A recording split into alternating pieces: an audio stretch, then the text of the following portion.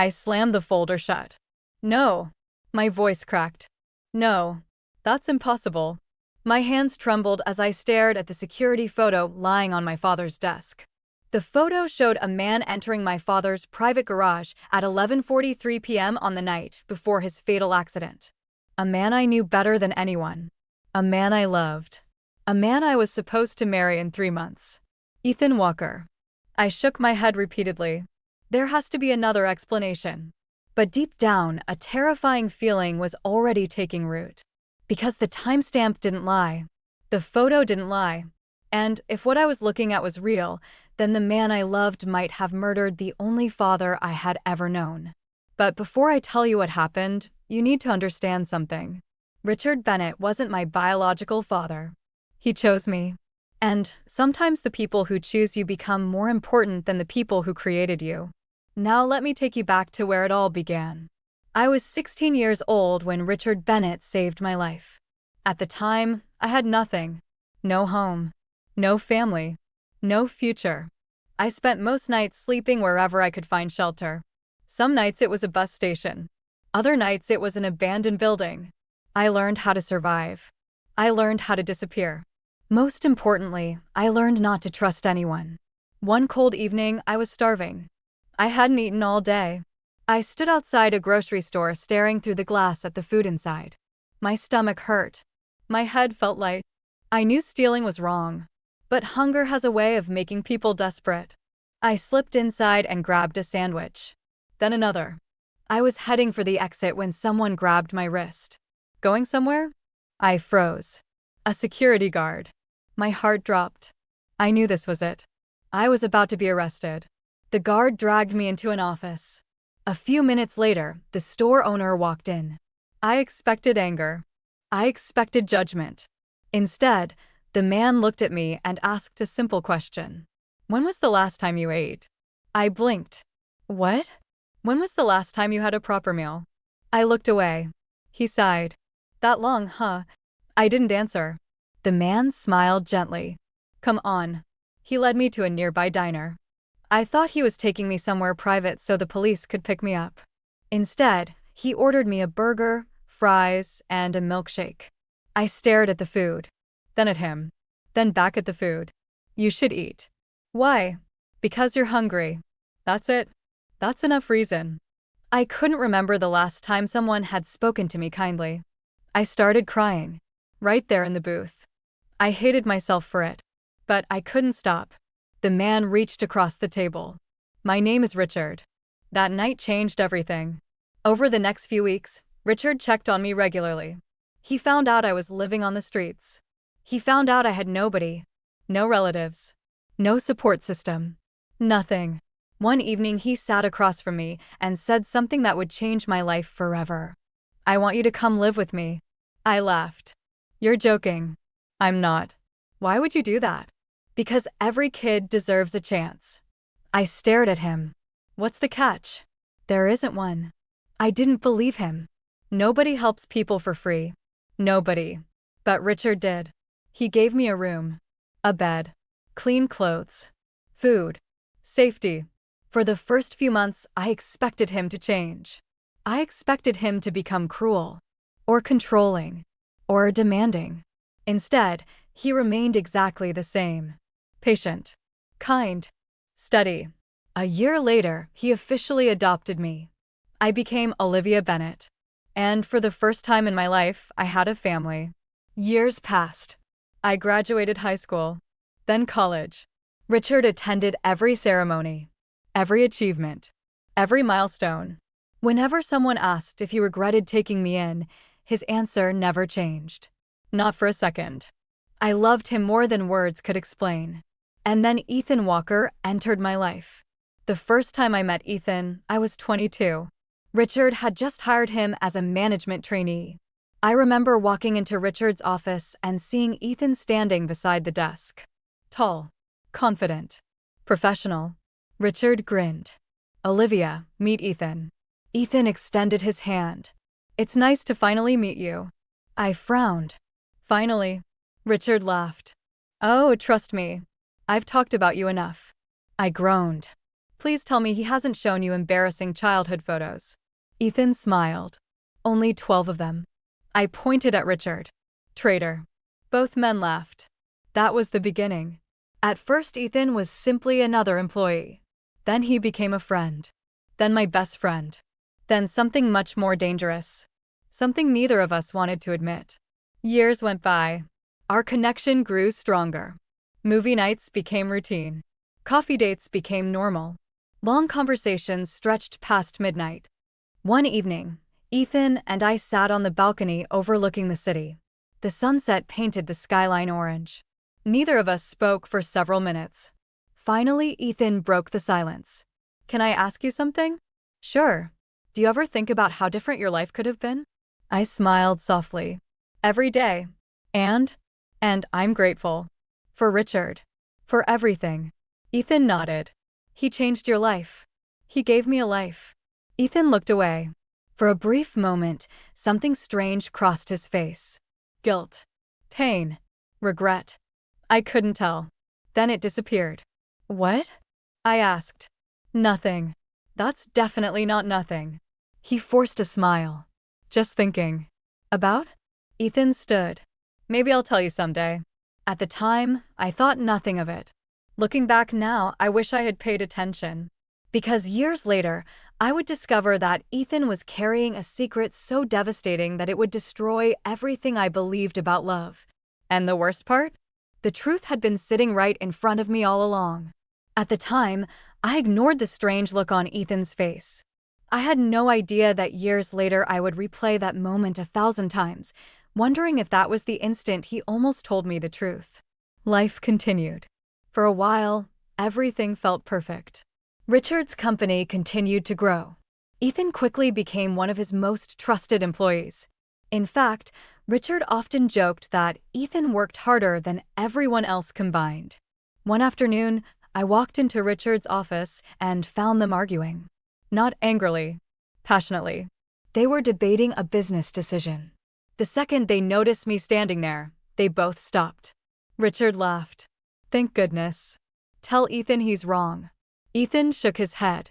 Don't drag Olivia into this. I dropped into a chair. Oh no. If there's an argument, I absolutely want to hear it. Richard pointed at Ethan. See? She's smart. That's not what you said 5 minutes ago. That was before she agreed with me. The three of us burst out laughing. Looking back now, that memory hurts. Because the 3 people in that room loved each other. At least I thought they did. Months later, Richard invited Ethan to dinner. Then another dinner. Then another. Eventually, Ethan became part of the family. He wasn't just Richard's employee anymore. He was almost a son to him. One evening, after Ethan left the house, Richard sat beside me on the couch. A knowing smile spread across his face. What? He shrugged. Nothing. Richard. Okay, fine. His grin widened. That young man is completely in love with you. I nearly choked. No, he's not. Oh, yes, he is. How would you know? Because I've been around a lot longer than you. I rolled my eyes. You imagine things. Richard laughed. Just don't wait too long. Wait too long for what? For happiness. I shook my head and walked away.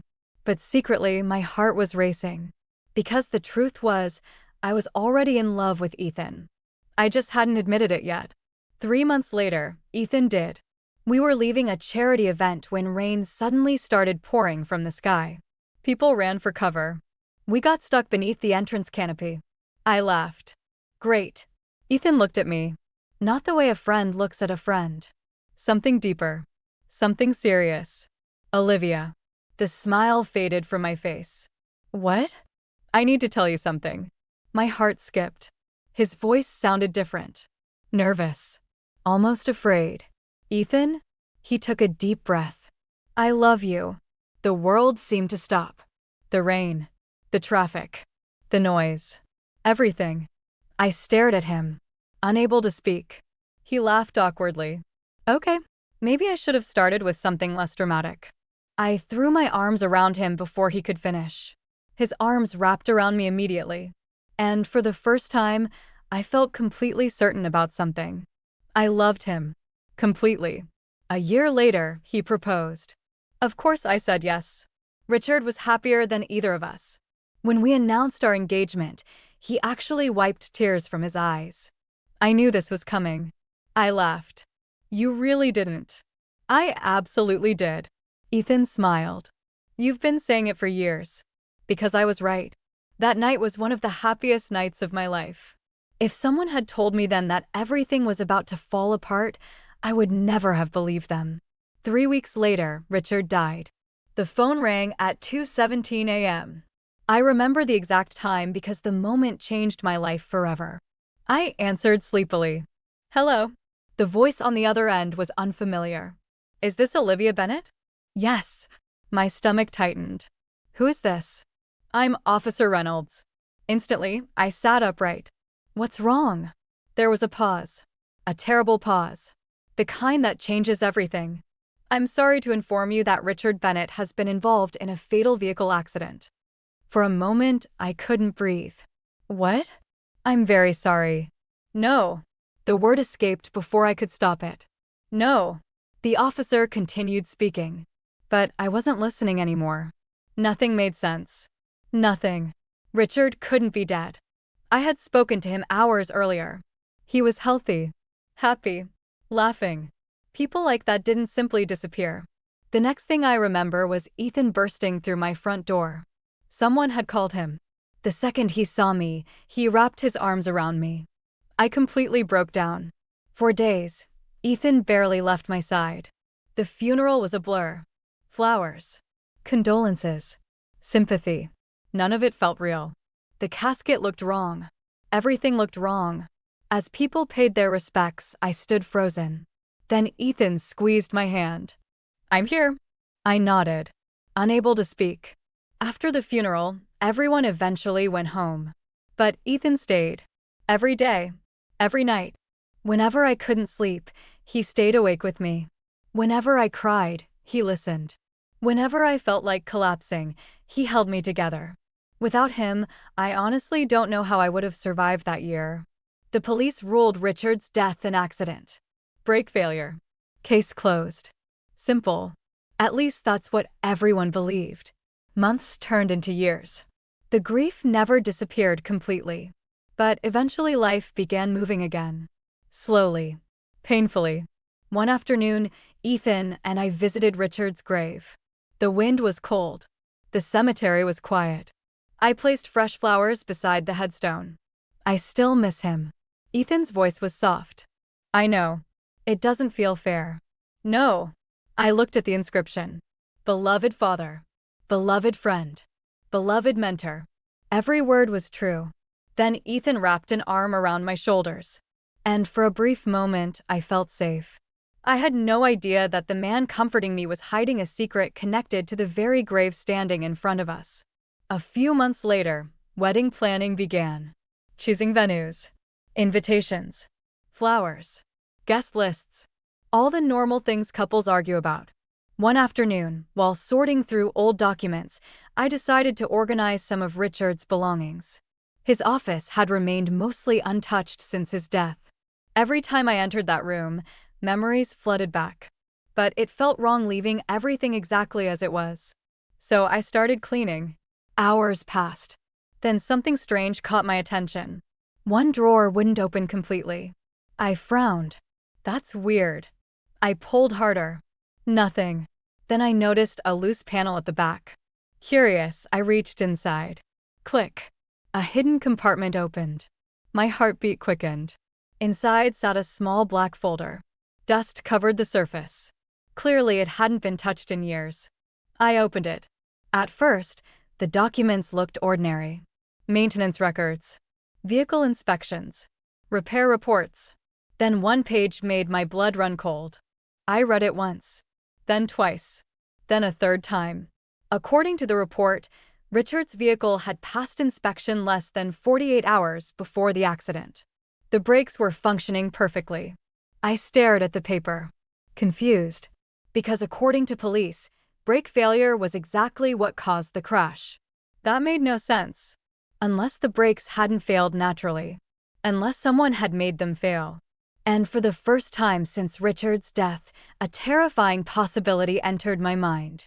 What if my father hadn't died in an accident? What if someone had murdered him? What if someone had murdered him? The thought wouldn't leave me alone. I tried convincing myself I was overreacting. Maybe there was a simple explanation. Maybe the report was wrong. Maybe the police had access to information I didn't. But the more I thought about it, the less convinced I became. That night, I barely slept. The maintenance report sat on my nightstand. Every time I closed my eyes, I saw it. The next morning, I called the mechanic whose signature appeared at the bottom of the document. To my surprise, he agreed to meet me. An hour later, I sat across from him at a small coffee shop. He looked at the report and immediately recognized it. I remember this vehicle. My stomach tightened. You do? Of course. It belonged to Richard Bennett. What condition was it in when you inspected it? He frowned. Excellent condition. I leaned forward. Are you sure? The mechanic nodded confidently. The brakes were perfectly fine. My heart began pounding. Then how did they fail 2 days later? His expression changed. Slowly. Uneasily. I don't know. I swallowed hard. But they couldn't have just failed on their own? He hesitated. Then sighed. Anything is possible. That's not an answer. No. His voice lowered. It's not. A chill ran down my spine. When I left the coffee shop, I knew one thing. Something was wrong. Very wrong. That evening, Ethan came over for dinner. The entire time, I struggled to act normal. I hated keeping secrets from him. But I wasn't ready to tell him what I had discovered. Not yet. You're quiet tonight. I looked up. What? Ethan smiled. You haven't heard a single thing I've said. Sorry. His smile faded. Is everything okay? I forced a laugh. Just tired. His eyes searched mine. For a moment, I thought he knew I was lying. Then he nodded. If something's bothering you, talk to me. The guilt hit me immediately. Because I trusted Ethan more than anyone. At least I thought I did. The next few days became an obsession. I started digging into every detail surrounding Richard's death. Police reports, insurance records, repair histories, anything I could find. Then I discovered something strange. A gap. According to security records, Richard's car had been left overnight in a private garage 24 hours before the accident. Someone had access to it. Someone could have tampered with it. I requested footage from the property's archive security system. It took nearly a week. The waiting nearly drove me insane. Finally, the files arrived. I sat alone in Richard's office. My heart hammering. My hands shaking.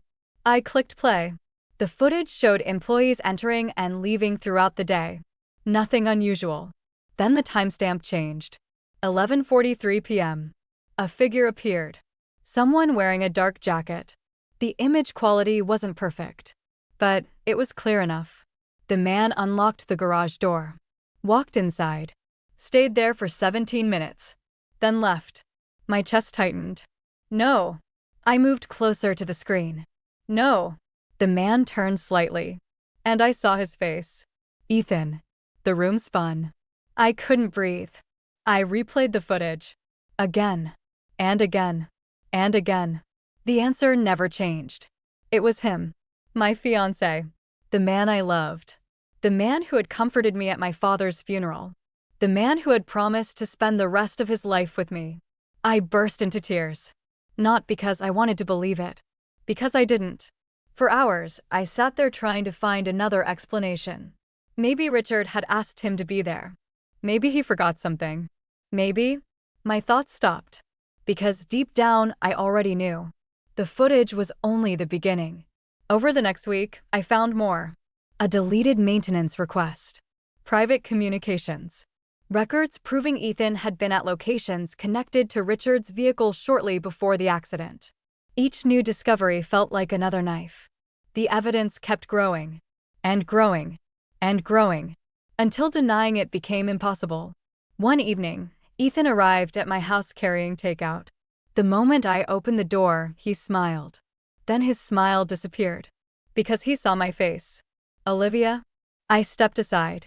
We need to talk. Immediately, something changed in his expression. Fear. Real fear. He set the food down slowly. What happened? I led him into the living room. The folder sat on the table. His eyes landed on it instantly. Then on me. Then back to the folder. Neither of us spoke. Finally, I pushed the security photo toward him. His face went pale. The silence that followed felt endless. Ethan. My voice cracked. Tell me I'm wrong. He didn't answer. My heart shattered. Ethan. Tears filled my eyes. Please tell me I'm wrong. Still nothing. The room suddenly felt too small. Too quiet. Too heavy. Then Ethan sat down. Slowly. Like a man carrying the weight of the world. And in that moment, I knew. Before he even spoke. I knew. His voice barely rose above a whisper. I never wanted you to find out like this. A sob escaped my throat. No. His eyes filled with tears. I'm sorry. I stepped backward. No. Olivia. No. The scream echoed through the room. I couldn't stop crying. Couldn't stop shaking. Couldn't stop staring at the man I thought I knew. You killed him. Ethan lowered his head. I felt my knees weaken. No. The word came out broken. You loved him. I know. He trusted you. I know. You sat beside me at his funeral. His face crumpled. I know. The pain in his voice only made me angrier. Because pain meant he understood. Pain meant he knew exactly what he had taken from me. Why? My voice was barely audible. Why? For a long moment, Ethan didn't speak. Then he finally looked at me. And the grief in his eyes shocked me. I believed Richard killed my father. I froze. What? My father died 20 years ago. His voice trembled. I spent most of my life believing Richard was responsible, unable to process what I was hearing. Ethan continued. I found evidence. What evidence? Documents. Witness statements. Financial records. He swallowed hard. Everything pointed to him. And that made murder okay? No. His voice broke. It didn't. Then why did you do it? Tears rolled down his face. That was the moment I realized something. Ethan had committed the crime. But Michael had created it. Without Michael's lies, Richard would still be alive. Without Michael's manipulation, Ethan would never have sought revenge. Without Michael, none of this would have happened. I called the police that same day. And for the first time, Michael looked afraid. Weeks later, he was formally charged. The evidence against him was overwhelming. The forged documents. The payments. The conspiracy. Everything. But even after his arrest, one problem remained. Ethan. The man I loved. The man who had killed my father. 1 month later, I visited him. He had already confessed. He had already accepted responsibility. When I entered the room, he looked thinner. Older. Broken. For several seconds, neither of us spoke. Then he managed a weak smile. I wasn't sure you'd come. I almost didn't. He nodded. Fair. The silence returned. Heavy. Painful. Finally, Ethan looked at me. Did you find out the truth? Yes. His eyes closed. I thought you might. I swallowed hard. You were manipulated. I know. Richard was innocent. His jaw tightened. I know. A tear rolled down his cheek. I killed an innocent man. Neither of us spoke. Because there was nothing left to say. After a while, Ethan looked at me again. I'm sorry. The words sounded genuine. Completely genuine. And that was what made this so tragic. Because some apologies come too late. Some mistakes can't be undone. Some wounds never fully heal. Then Ethan asked the question I had been dreading. Do you think you'll ever forgive me? I stared at him. The answer should have been easy. But it wasn't. Because I hated what he had done. Yet I still loved the man sitting in front of me. The conflict felt unbearable. Finally, I stood. Tears filled my eyes. And for a long moment, I couldn't speak. Then I whispered the only honest answer I had. I don't know. Ethan nodded. As if he expected that response. As if he didn't deserve anything more. I turned and walked toward the door. Before leaving, I looked back one last time. The man I loved had taken away the man who saved me. The man who destroyed my life shared my blood. And somehow, I was left carrying the pain both of them created. If this story moved you, don't forget to like this video, subscribe to the channel, and tell me in the comments. Could you ever forgive someone you loved if they killed the person who meant everything to you? Because honestly, I'm still not sure I know the answer. The end.